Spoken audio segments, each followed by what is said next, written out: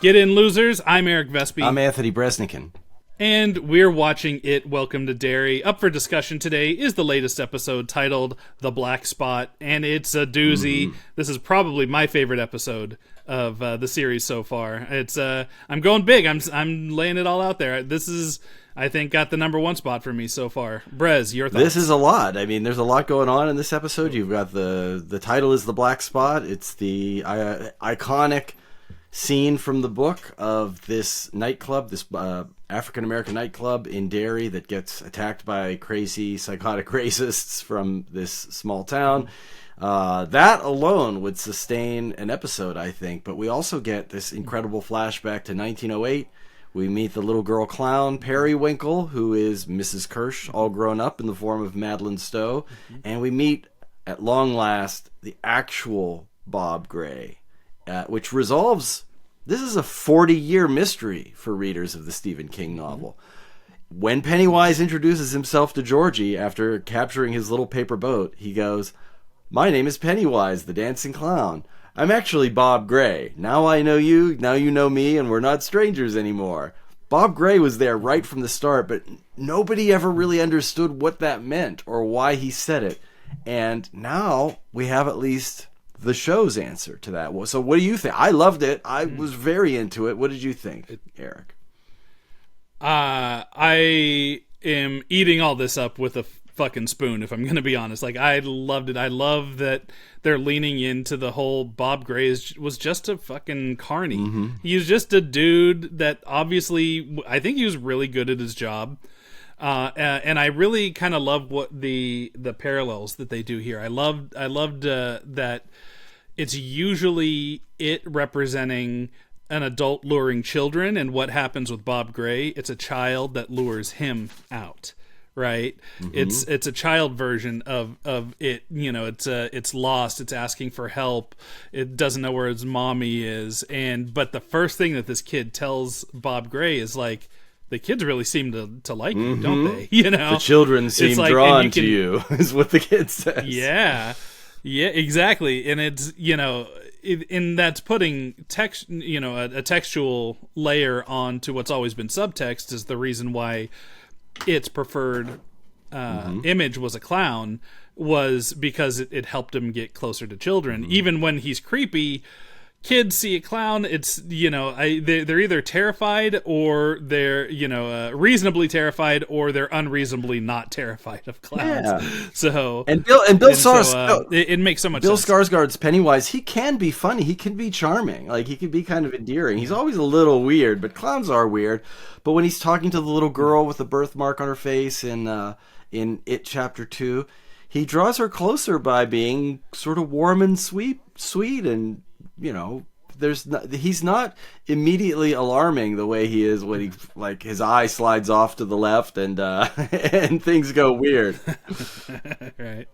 And we get, you know, even more, you know, of the humanity there. We get a little bit of explanation, and we're jumping a little bit all over the fucking place here, but we get a little bit of dialogue from it towards the end of the episode, where he kind of insinuates that there's a little remainder of everybody that he consumes in him, right? And, you know, because Madeline Stowe, she just wants to see her father again, right? And even in one scene, you know, the reason why this episode feels like a movie. It does. It really feels like it does. And I think a lot of it's because it has, you know, that 3-act structure. It has stuff that ties in from the end right back to the beginning of this episode. And in just a couple of quick scenes, you understand why. You know, Mrs. Kirsch, why she wants to see her father again. The dynamic between her and the Bob Gray, the human that Pennywise would later go, you know, I like this skin, so I'm going to wear this one when I'm, you know, not just because the clown, you know, he just likes Bill Skarsgård's face, I guess. I like that, you know, that in just those couple of scenes, you see why she has that connection. You believe that father-daughter connection. Yeah. You see why she misses her father. You see, you know, that little spark that's gone whenever they find his bloody handkerchief or whatever. And And they just go, oh, sorry, wolves probably got him, and it's 1908, so, that's just a reasonable excuse. Quicksand, wolves. The early 19th century was full of pitfalls like that, literally from the game Pitfall. What I dug about it is this notion of you could lose somebody and not know what happens. Like, I think this has never happened to me, God forbid, but like, you lose a pet or something, a pet runs away, and you just never find that cat or dog again. I think that would be so sad, like, because you don't know, are they out there? I've had that happen. You have? Yeah. It's the not knowing. God forbid, even more horrible when it happens to like a person, these people who have children who go missing, and there's no body, there's no explanation. It's bad enough if something terrible happens, you die in an accident. I remember hearing a nightmare story about some teenager who went missing. They just never found him, and then like 4 or 5 years later, they were knocking down an old house, and they like knocked down the chimney, and inside was this kid who had just like urban explorer or something, in his neighborhood had crawled. It was sort of like that horrible scene from Gremlins where she talks about her dad going down the chimney as Santa and dying. Like this, clearly this kid, he wasn't murdered. He was just fucking around, and he died and got stuck. Yeah. And that one's even more of a knife twist, right? Because wasn't that house like at the end of the neighborhood, at the end of the street or something? So they were like probably walking by while he was still alive, looking for him. So that notion that she loses her father and there's no body, but it's like maybe wolves got him. There's blood, like something happened here. Yeah. That notion, I think, is almost more painful than losing someone to death, even a terrible death. Because if they're gone, you at least have the certainty of what happened. The notion that your dad, your beloved daddy, is gone, and you don't know if he's alive or dead, but you start seeing him around, like what a mind fuck that's got to be. And so I kind of understand why she stayed in Derry and why she is transfixed by the idea that this must be her dad. I mean, she's a broken soul because she sees him eat a kid in 1938. Right? Or was that when that was? That flashback in the previous episode? Yeah.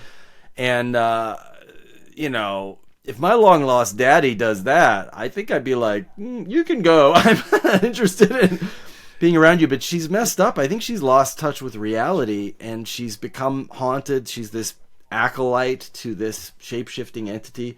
But even more, the notion that Pennywise scans you, or it scans you, and he goes, I'm going to take pieces of you and absorb that. There's something really creepy and scary about mimicry, right? You hear a mockingbird imitate the sound of another animal. Like, there's just something a little weird about that, but that's still like natural and explainable. But I think ghosts and monsters that are like trying to act like people but don't really understand the like don't really get it, there's something really disturbing. That's the uncanny valley, right? That we see in animation when something looks pretty real, but there's still something off. Like when that starts to happen, it's very unsettling. Like something is going wrong. You sense a trap. I think it's a very primal part of us. And so this idea that he reads Bob Gray, absorbs his look, kills. I don't think he even has to kill him, right? I think he just kills him for sport. It's not like I need to eat you to be you. But my wife pointed out a really cool thing in this opening scene where we see Pennywise, the human Pennywise, the real person clown, doing his dance, entertaining a bunch of kids at the carnival. It's clearly the story of his wife dying. Like it's this sad thing that he's processing through sort of a Charlie Chaplin kind of routine. And when he turns and smiles at the audience, he's got the genuine smile, Bill Skarsgård or Bob Gray.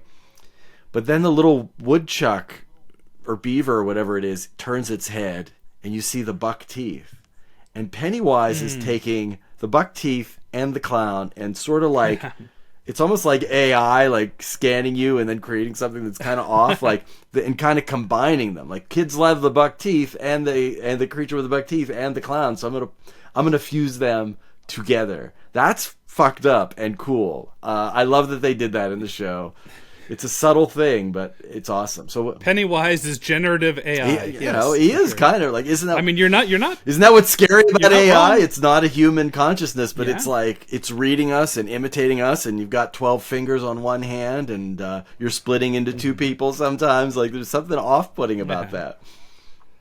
Yeah, for sure. I also want to point out that I think it's really cool that you get kind of an explanation of why Pennywise has got that kind of bulbous head too, and it really is just because the real Bob Gray was a balding guy and he had a big old fat skull cap on, right? And so that's just kind of the look that this entity liked, and I don't know. See, to me, that's good fan service, right? That's not trying to do that Patton Oswalt, you don't tell me how, the reason I don't like the prequels, I don't need to know why I like ice cream, I don't need to see Boba Fett, like I like ice cream. I guess I did a horrible job just doing his bit, but the his bit was like, I love ice cream, I don't need to know where the sugar comes from, right? I don't need to know how all of it's made. I don't need to see Boba Fett as a baby, I don't need to see Darth Vader as a baby, all that stuff. He's like, I just know I like it, I don't need a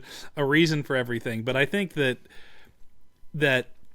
there's something very specific about the entity behind it that is so fascinating, and it's just so built into this world, it taking these little bits and pieces and finding where those inspirations came from, where those little things came from, to me doesn't read as bad fan service. No.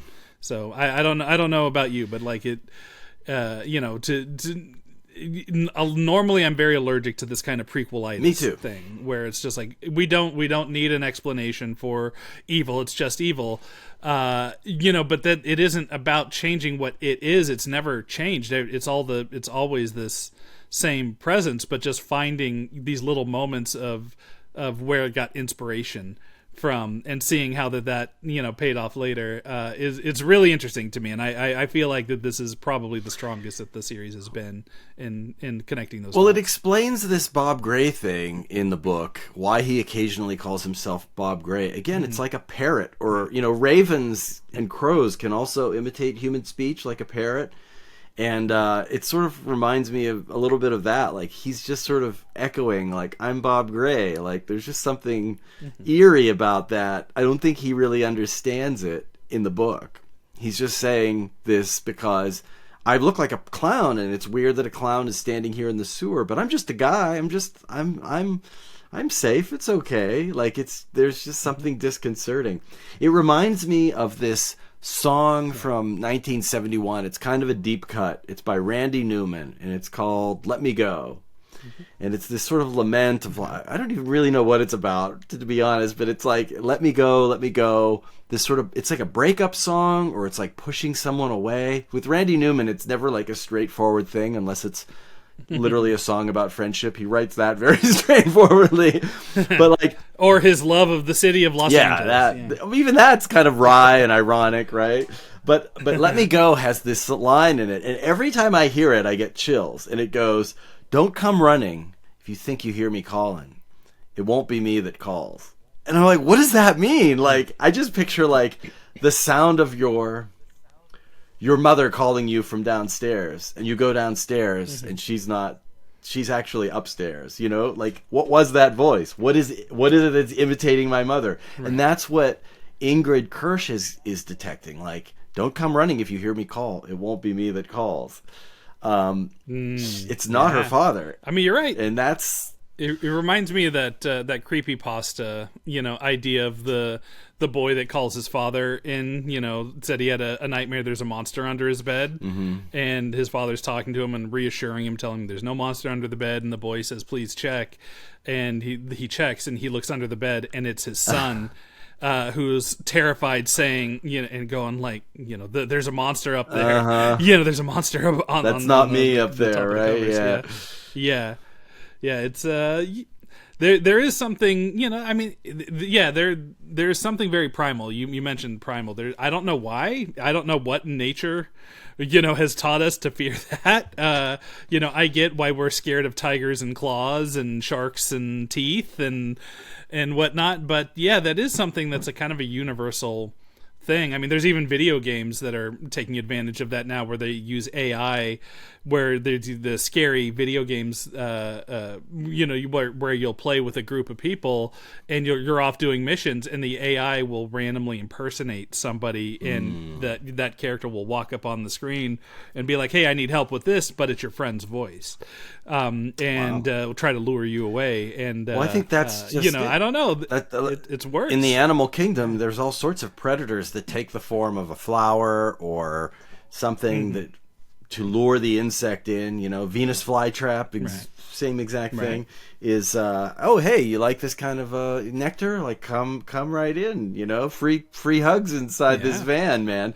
And I think that the notion of I think that uncanny valley fear we have of things that seem close to humanity but are not, it's that part of us that basically wards off a trap. There's something here that's not right there, and I don't think it's about the supernatural. I think it's look, these primitive tribes in caveman and Neanderthal times, I'm sure they were hey friend, come closer. Oh, I'll just take your basket of nuts by clobbering you on the head. And I think it's a part of human nature to mistrust each other. You're not a part of my tribe. You're not a part of my group. You're not a part of my village. I don't know. You don't have the customs down right. I'm going to you're from the other hillside. I'm just going to mistrust you. And if you can't speak the language, then maybe there's something wrong with you. And I think that's just sort of hardwired into us. That's how we survived. So I think that's what it comes out in shows like this, where you see a creature simulating a human. Yep. No, I think that's a good observation. We have a lot to talk about this episode. We haven't even really touched on the black spot stuff. But before we dive into that, I need to do a quick word from the sponsor. Let's do it. This episode of let's do it. This episode of Watching It, Welcome to Derry is brought to you by Black Magic Design, the makers of the cameras and post-production tools behind some of the most cinematic horror you've ever seen, including some of the It movies, both It Chapter 1 and Chapter 2. It's one of the companies that helped create that universe with Blackmagic's DaVinci Resolve used for post-production on the It films. And it's also been used for, Chainsaw Award winners and nominees The Substance, Final Destination, Bloodline, Screamboat, Willie, Long Legs, and 28 Years Later. Hollywood-level power without the Hollywood price. Learn more at blackmagicdesign.com. So, well done, Eric. Thanks. Yeah, thank you so much. Yeah, thanks Black Magic for sponsoring the show and letting us talk all about all this nerdiness. And so the black spot, this is, I don't know about you, but when I saw the tee up for this in the last episode, I was for sure that this was the aggression before the aggression. That they were going to show up, there was going to be a standoff, and then it was going to be this is too early. It feels like this is the finale of the show. That's what I would have assumed was the black spot burning down. That's the culmination of everything. All roads have been leading to this moment, since the very first episode, right? And so I was surprised when we had that confrontation.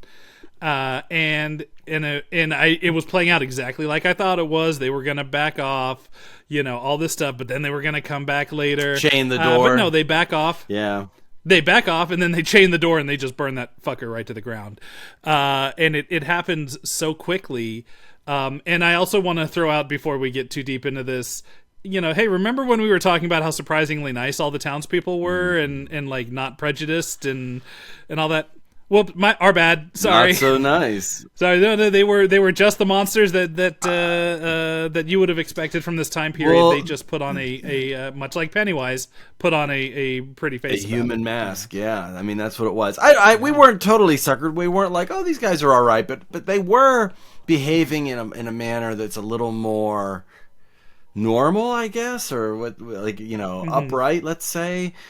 They weren't they weren't like sort of drooling, hateful, like fire-breathing racists, but you're right, it's all buried down deep within, and the minute they're tested, the minute it becomes inconvenient, all of that scorn comes out. And I don't think they would have burned a clubhouse full of white people to the ground I think even if they had wanted to come in and get like some child killer that they suspected, they would have operated a different way. But I think because they didn't care about these people and they didn't care about their lives, and they knew there would be no consequences, and that's how you get this sort of horrific act. It's essentially a mass lynching, don't you think? I don't know what else to call it. Like, it reminds me of, these southern posses that get together, grab some poor black man accused of, or child in the case of Emmett Till, who accused of whistling at a white woman, and let's string him up. And in this case, here's somebody they suspect of committing a terrible crime. They don't have the evidence, but they want their vengeance, and they're willing to kill a lot of other innocent people to achieve that. And it's revolting. It's scary. We were watching this episode with my son, who has become quite a fan of horror through this show, and he's 12 years old. And I said, listen, this is make-believe we're watching right now, but this kind of thing did happen and has happened and sometimes still happens. And this is what this show is about the bad side of human nature, a really, really evil dark side. It's not a killer clown that changes shape. This is the real absolute pitch black darkness of the human heart that King and Andy Muschietti and Jason Fuchs, the whole team behind this show, are exploring. Yeah. Did you catch the Stephen King reference right at the beginning of this confrontation, where the lead guy in the mask, who I'm pretty sure is Bowers, is Chief Bowers, right? The main guy. He's wearing like a Dracula mask or something, right? Yeah. Which, all these sinners parallels, by the way. They let the vampire in. I wonder how much of Sinners, by the way, kind of borrowed from the whole black spot stuff from it. Yeah, I'd be very curious to talk to Ryan Coogler about that, if that just happened to be coincidence, or if there was some sort of, imagery from that, if he read that at a young age or something. I can imagine that stuck with Maybe, him. but King didn't invent juke joints getting rolled by, white racists, so... Right, but there's also a supernatural element to it, but that's a real phenomenon. I don't know. There's parallels there. I wouldn't go so far as to say it's like an obvious thing, but I think that there's definitely a case to be made. A question to be asked of Ryan Coogler, how much of a fan of it he is. I wonder. Yeah, but the reference is, he comes in and he says, "Hey, I have a tip-off that the child killer that we're looking for is there. We don't have any issue with you guys." He says, "Give us what we want and we'll go away." What's that Which from? is, of course, the Storm of the Century. So that is what what's his Anton name? Linoge. Devil in Reverse or whatever the fuck. It's Anton Linoge. Yeah, Linoge is the name I was trying. Yeah, it's what Linoge says repeatedly to the townspeople there: "Give me what I want, and I'll go away." Oh. I didn't clock that. Good. That catch. has to be that.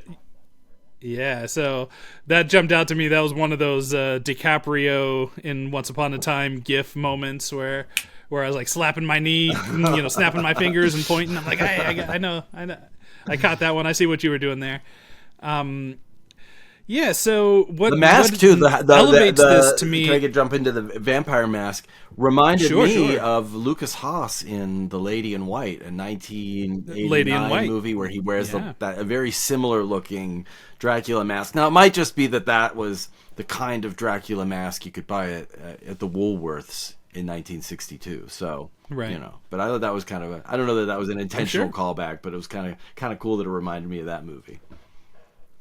That's a good call, because I clocked that too. That Lady in White's one of my... It was a big childhood movie for me. I watched that a lot, and it's a one I love recommending to people, especially getting into the Halloween spirit. Because even though not only the beginning of it takes place on Halloween, the first act or so. Then it moves into like the winter months or whatever. It's still like got all the fall leaves, it's pumpkins, it's 60s kids. It's like if you've seen Trick or Treat, it's like all the kids are dressed up at like those, the kids that were on the bus in the 60s flashback where the, you're right. It's that vampire mask that's just like the plastiform mask that goes, that ties in the back of your head, and like a garbage bag that has stuff printed on it. That was what what passes. I love in that. My favorite moment in that movie. I loved it too. I watched it a million times as a kid, and we rewatched it a couple years ago. And Katherine Hellman is in it. People know her from like Soap and from Who's the Boss.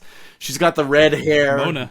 She's got the red hair that's flowing, and she's in a white, sort of like a white nightgown. Ankle length, and she's walking through the woods, and the wind is blowing this red hair, and she's got the long dress on, and my wife goes, "Watch out, it's Tori Amos." Terrifying, by itself. Exactly. Yeah. No, but that's a good catch. I think going back to like my thought that this was the fake out, that this was going to be the standoff, which happens because, and it makes sense too, because this is something I don't remember from the book, where it's like, in the book, I was like, I always remembered thinking, and maybe it's addressed there, and I just never caught it. But like, these aren't just like, average Joes. These are trained military people that are getting burned up here, and it makes so much sense that when they're confronted, they go, "Oh, by the way, we have military government issued weapons too." And so then it turns into, what is colloquially known as a Mexican standoff, where you have that kind of Reservoir Dogs thing where guns are pointed at both sides. But the Black Spot patrons have the numbers, and they have the training. And so I actually bought whenever they left. It's like, listen, this isn't the way. We'll figure out some other way. I'm like, oh, they're going to come back when they're unawares. They're not going to do it now. Like the kids from our, from the Losers Club, this version of the Losers Club, they're there, so they're going to do that later whenever the kids aren't there.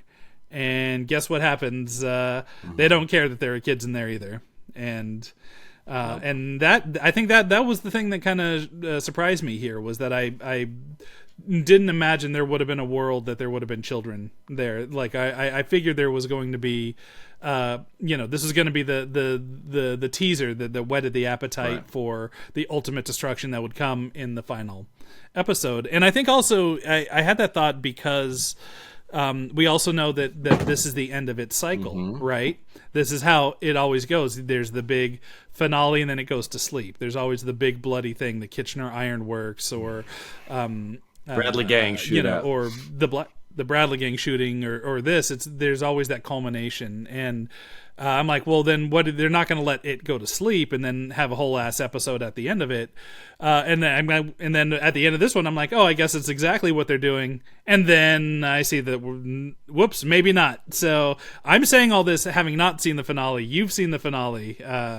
So if you watch Breznican's face closely as we're talking, and just look for tells and ticks of what's going on. But yeah, I thought for sure the Black Spot was going to be the thing that ended this season. And it's another reason why I love this episode is that it's such a pleasant surprise to me to have my expectations changed, and it reminds me a lot of that first episode where I thought I knew where it was going. Then they go, nope, psych, this isn't gonna go like you think it's gonna go. Well, they're giving the characters something active to do, and I think had it just ended with the Black Spot burning, like, well, there's victimization there and there's tragedy. Poor Richie has passed away.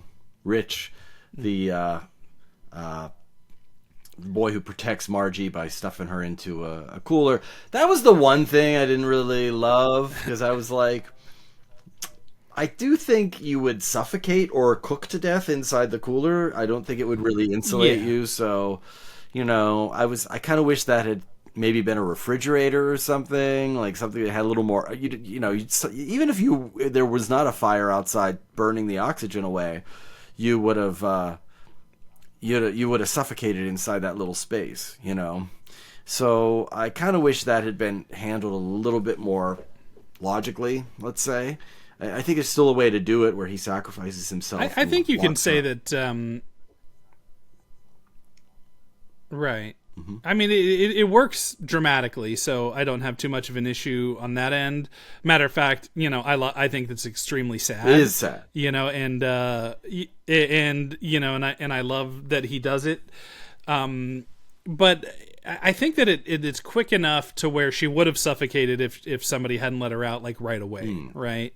I don't think that you go in there and then you only have like 2 minutes of oxygen. I think that you could live in that for a little bit before you're completely out and just breathing your own CO2. I'm no expert. I don't know. Maybe I'm wrong on let's that. But it wasn't. Yeah, let's Mythbusters. We'll do a watching it challenge. How long can I survive in an icebox? I mean, there is a little bit of the end of Titanic thing going on there where he's like, there's not enough room for both of us. Bullshit, that kid's tiny. It's like, that's one of the things, I love about Richie. He's got that little man syndrome. He's not like the Napoleon syndrome, but he's like that little guy that's got to make up for being a little guy by being like, funny in the life of the party and big-hearted and whatnot. He's a little teeny tiny guy. I mean, listen, it would have been weird to have them laying on top of each other, but that could have gotten done. So you got a little bit of the Jack could have gotten up on that goddamn door with Rose. Yeah, situation. I wish they just thought that through a little bit more, but to me, it's a minor quibble, and I'm willing to extend the buy-in.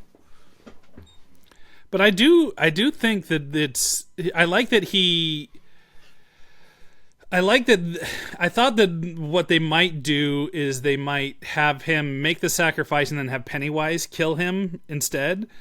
And I like that they don't do that. Pennywise is happily feasting on all the other stuff. He's there. He's being his I don't know, lovably, devious self. Do I have face on my face? Yep. He's having a ball, but it's not. I do like that Rich's sacrifice is on his terms, and it's not something that's taken away from him.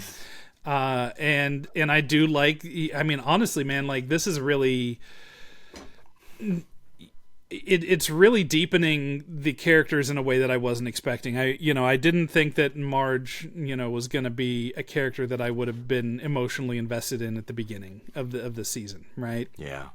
So she's pulling a little bit of a Steve Harrington here, to reference Stranger Things, where he's, at the beginning, he's like this charming guy, and then he's this really mean asshole, and you feel like that's the end, and that was the original plan for that character. He was supposed to die at the end of that first season, because he was the guy that was shitty to the main characters, right? And you're having a similar turn where you're having this person who was tempted into the bullying lifestyle, looking for popularity. And I love that you call it the bullying lifestyle. Like you could subscribe to Modern Bully Lifestyle magazine. It is, yeah. And then you got the other layer. You got the bullies of the rich and famous, and I mean it's wonderful. But yeah, no, I mean this is a cruel thing to do, but it's also a very sweet thing to do. The fact that Marge was able to tell Rich that she loves him, and he got to hear that in the smile that he has on it. It's a cruel thing to do to the audience, but I love what it means for the characters, and it's I mean, and that girl as kind of cracked up as Lily has been this season. Like Marge has been through some shit, man. It's like I'm so curious what happens, and don't tell me shit. I don't want to know, but I'm so curious what happens with her character. Is this something where she turned? Is this her Ripley moment, or is this the thing that breaks her? Is it, that's what I'm interested in on this part. Yeah, so. I'm with you on all of that. I don't want to say too much, but it will be fun to weigh in and talk about the final episode. But we've also had this tease all season long about finding the lock to the cage that Pennywise is in, that the Indigenous tribe has locked him in using fragments of the orb that he fell to Earth in, or arrived on Earth in, and we see General Shaw discover this in a turtle shell, this fragment that's keeping Pennywise in. So the cage has a bar removed, and it gets incinerated. And that's a pretty shocking thing to happen. What did you think about the reveal of this? That that this was the plan all along, not to unleash Pennywise as a weapon against our enemies, but to keep the American public fearful and in line. All this military stuff is I keep calling it TV bullshit to me, and it does feel like TV bullshit still. This whole all along, I liked it a little bit more when this was the general dealing with his own childhood trauma, the run-in with this thing, and then when he remembers it, when he goes back to the town and all the memories come flooding back. I like that, like, what do you do if you're a general in the U.S. Army and you have this knowledge? Like, that to me rang true and cut through some of that TV bullshit feeling. It feels a little manufactured to me. I don't really buy it.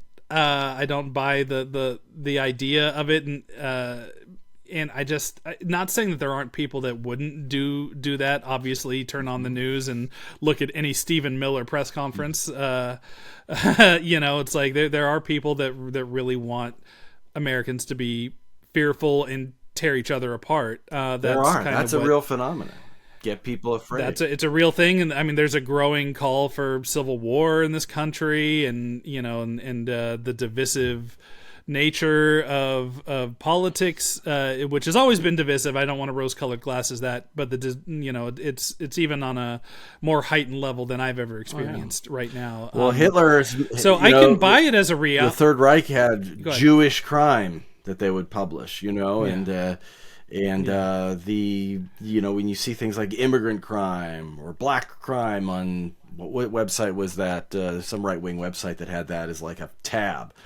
And it's clearly meant to stir up anger toward one particular group.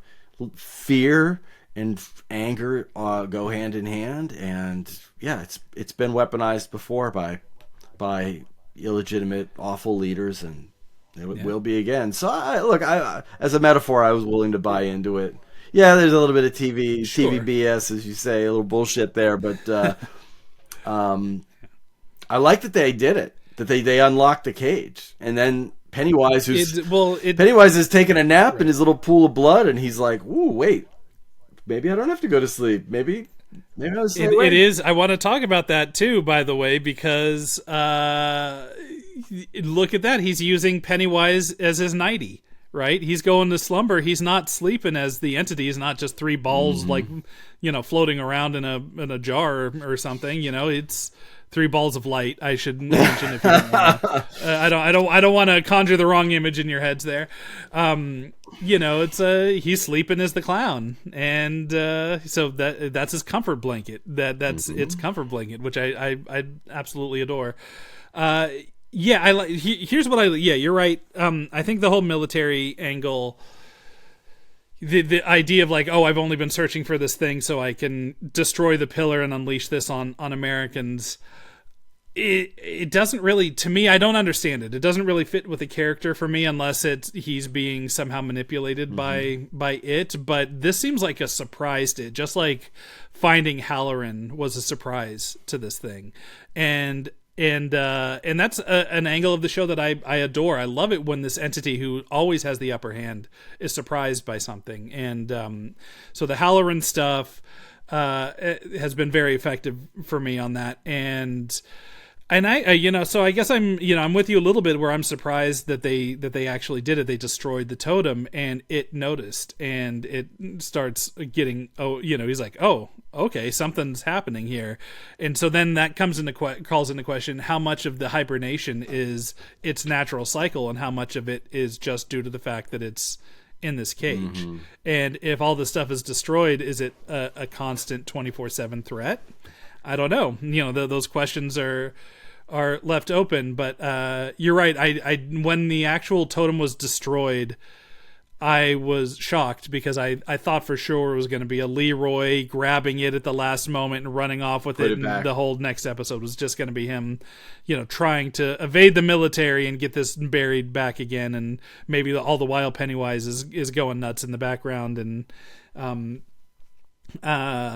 so when that is off the table, I guess that leads me to think, like, I was going to ask you what you think happens, but you've seen it, so you know what happens. But I guess my thought is that we still have that dagger that's out there, right? That Lily has, and it's made of the same stuff.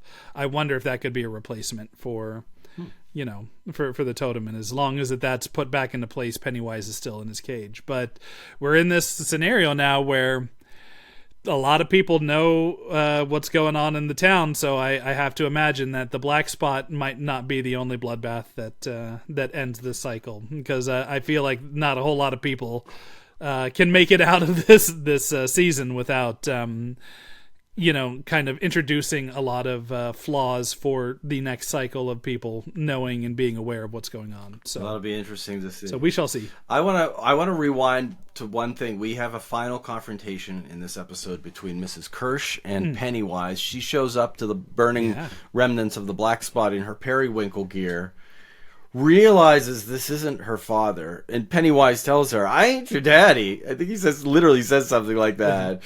I'm not your daddy. I ate him, and he fucks with her. He no longer needs her. And I think this is so true of narcissists and malignant personalities. They use you until they don't need you anymore, and then they burn you. And he burns her. He doesn't kill her. He does decapitate Mr. Kirsch, or half decapitates him. Kind of. Is it a decapitation if it's not at the neck? If it's half of your head, it's a semi-decapitation, but that's a terrible way to go. That reminds me of Ghost Ship. You remember the opening scene of Ghost Ship where the wire snaps through and with the wire cuts people across, it bisects them. So I do like that he uses a giant butcher knife to kill Mr. Kirsch, which, by the way, Mr. Kirsch was one of the people who we were like, oh, you know what? He was actually, presenting to be a very progressive person and being very welcoming of the new black patron to his shop, and all this stuff. And here he is. He's one of the ones that's the most gleeful about. And you could tell by the way he was in his own house, the way he treated his wife. He kind of treated her like garbage, and he was a shitty husband, and then he gets the top of his head cut off, and his little tongue is sticking out. That's very Stephen King. Exposed, so and Pennywise is like eating the brains like a Jello cup, in front of her, and she's like, "Wait a minute, you might not actually be my daddy. I don't think." Yeah. And what do you make of Bob Gray's voice? Not the way Pennywise is playing him, but the way Bill Skarsgård plays Bob Gray's voice, where there's a little bit of Daniel Plainview, maybe a little bit of that sort of I'm not sure what that is, mid-Atlantic kind of rolling accent. I don't know, the vaudevillian. You feel the vaudeville off of Bob Gray, which again is another great touch. And I mean, Bill Skarsgård's a real actor. He looks at this kind of stuff. Look at what he did for Robert Eggers and Nosferatu, and the dude isn't afraid to really lay into a performance, in big bold choices, and that's kind of something you need for a character like Pennywise. I've heard that accent before, though, and I'm trying to place it. I've heard it on The Simpsons. Do you remember when The Simpsons go to Shelbyville and they have the lemon tree episode, and they make off with the town's lemon tree, and there's the grown man and his kid, and he's sort of like, he says, "Shake harder, boy!" Like he's got the Bob Gray accent. Also, the very tall man from that 37 short stories about Springfield episode, where there's this really tall guy in a very small car, and Nelson laughs at him, and he's like, "Why are you laughing at this? This is the largest automobile I could afford." And he has this sort of deep rolling voice.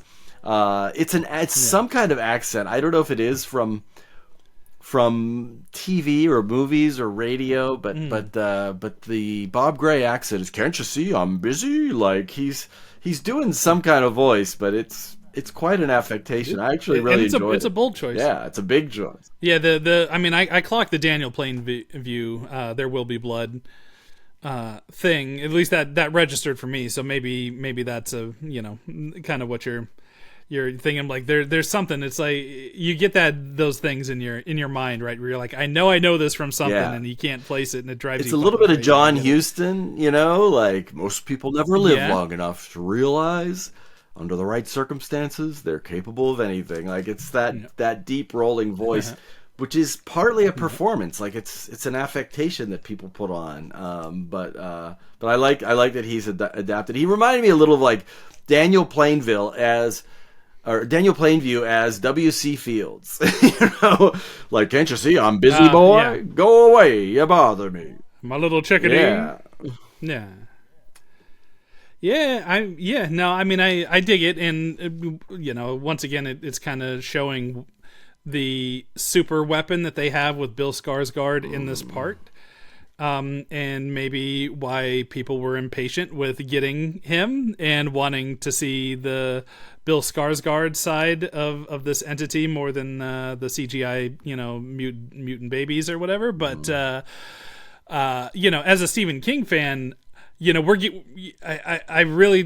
liked all the stuff that we've gotten from on the Pennywise side of things. As a King fan, as a just fan of Bill Skarsgård's performance, I'm really glad that it's not just a one cameo appearance a season kind of deal, and it really actually kind of makes me excited for the stuff going forward, where seeing getting to live a little bit more in that 1908 feeling, because if the way the plan is they're going to do the Bradley Gang next season, and then the season after that is going to focus mostly on that 1908 season of Pennywise hunting or Pennywise forming, I guess. And so if that means we get to see more Bob Gray, and we get to see more Bob and his daughter Pennywise and Periwinkle going being all broy together, and the single dad magic and loving daughter and all that stuff. I'm all in for it. So, looking at the Mrs. Kirsch thing, though, there's a couple of things that we need to talk about this. I guess Chief Bowers, maybe not anymore. He made mention of not of being like removed or something.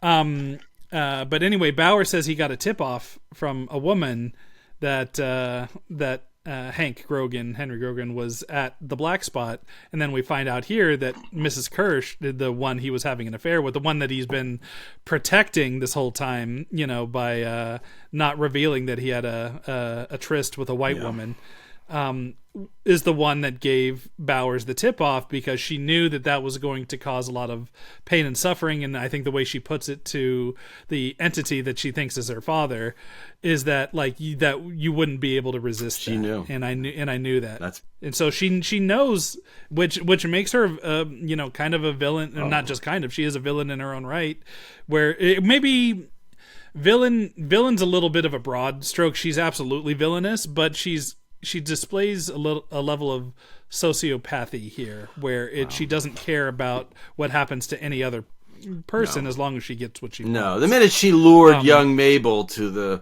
Pennywise in the basement, I think that was pretty clear. But yeah, she's a monster herself. Well, that was a baby step, because I don't think she had any intention of intentionally feeding a monster to see her father there. I think that she was like, oh, this is bait, don't worry, I'm not going to let anything happen to you. And then all chaos happens, and then the kid dies. I don't think she intended to intentionally feed the kid there. She, in that aspect, but here, this isn't intentional. She knew people were going to die. She knew that potentially the person that she's been having an affair with, and I mean, maybe this is true, but I don't believe it. To me, it doesn't read like she's having the affair with Grogan just to set something up down the line to maybe see this. I think that she probably had a real connection with this person. I don't think it was. And her home life sucked. And I don't think it was coordinated to set up Pennywise. I think she had a shitty home life. She hated her husband. He hated her. I can't imagine there was a lot of affection there. And she meets this guy. He's handsome. He's charming. He knows movies. Everybody loves that. Yeah, everybody loves a movie. Yeah, if you know movies, it's the number one turn on. Yeah, it's not bank account. It's not weight. It's not height. It's how well you know your movies. He's handsome. He's 20 years younger than she is. I'm sure there's a lot of reasons she's into him, and I think I don't think it was like a purely fourth dimensional chess move by her, but I think when she saw her opportunity to turn him in and maybe get this creature to resurrect, consume that hate and anger and fear. I think it's pretty monstrous. we'll see where she goes. Yeah. So what do you think of the resolution of this character? Do you think...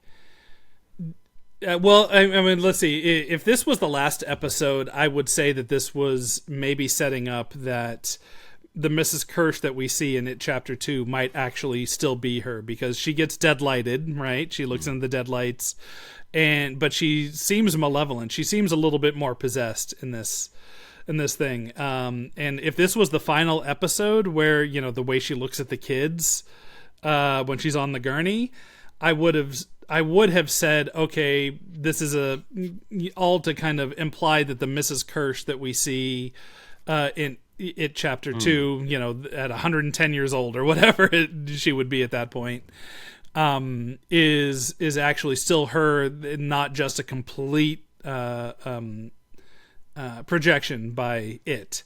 But knowing that there's still one more episode, I'm sure that could go out the window. But what was your thoughts when you saw this the first time? Did you think, did any of that cross your mind? Were you thinking at all about how Mrs. Kirsch at the end of this episode might tie into the Mrs. Kirsch we've seen as the old woman making tea for Bev? Yeah, I still maintain that that's the creature manifesting in her form. But I just thought this is him.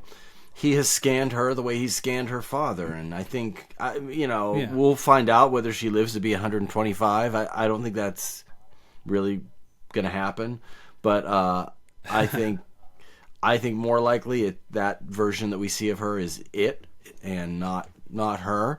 Again, she's 12 years old in 1908, so so you don't really get the 2020 or 2016, 2017 when it chapter 2 happens. I don't think that's possible, but we'll see. Maybe, I don't know. Maybe there's some longevity to Pennywise's spell, but I think we'll find out. But I think it's much more likely that it has just scanned her and is using her face as a mask. Yeah. Yeah, that's obviously the most logical answer, because this is also the same woman that in the miniseries turns into like a mummy version of Bev's father, and then in the Muschietti film turns into a giant CG monstrosity, that's head scraping the ceiling, and yeah. So I mean, obviously at a certain point it's fully Pennywise, but I definitely had the thought of like, Pennywise could have killed her at that moment, and he talks to her. He's like, listen, I'm going to go take my big sleep now. And she's like, don't you dare, like I want, or whatever she says to try to stop him. And he's like, no, I'm going to be tired now, but here, check this out. And then gives her the deadlights treatment. So he could have killed her in that moment and, and had one final little brain slurp before hibernating, but he doesn't. So I think he's full. There's got to be a reason. He's full, for it. Right? It doesn't matter at Thanksgiving dinner if you want another slice of pumpkin pie.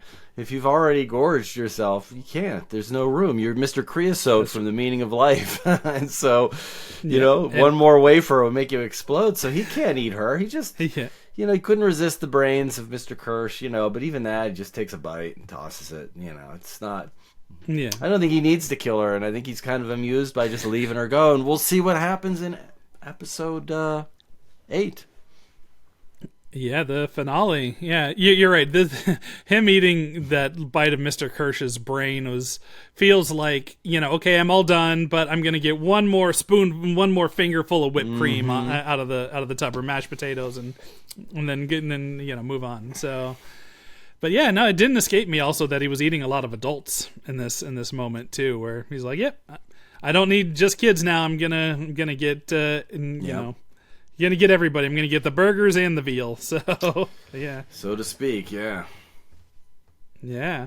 So I guess that I think that covers just kind of leaves this finale. I mean, this is going to be interesting. I'm very curious what this means for our boy and what shenanigans he's up to. Is there anything that you can give, any hints that you want to give to the listeners, and without potentially pissing off HBO for letting you having seen all this stuff early? I don't want, and I wouldn't want to spoil it for people. I would just say it's a big finish. Yeah. And we'll be back next week to talk about it once I've seen it, and or we can, what would be fun? Maybe we'll record, and I haven't seen it, and we'll try to do a whole episode where I haven't even watched the episode we're talking about, and we'll figure it out. All right, that's got to be good TV, right? That'd be interesting. Good YouTube. Well, it'll be just around. No, we're definitely not doing it. It'll be just around the corner. So, but anyway, it'll be fun to talk about. Excellent. Yeah. So I'm excited to see how this show wraps up, and excited to. That I'm finding the episodes that are my favorites towards the end, because there's nothing worse than seeing something that starts off really strong and then peters out. And I feel like that this show so far is doing the opposite. I will say this. So, I mean, I guess not the opposite. It does start strong, but it doesn't peter out. When I say it's a big finish, it's a big finish.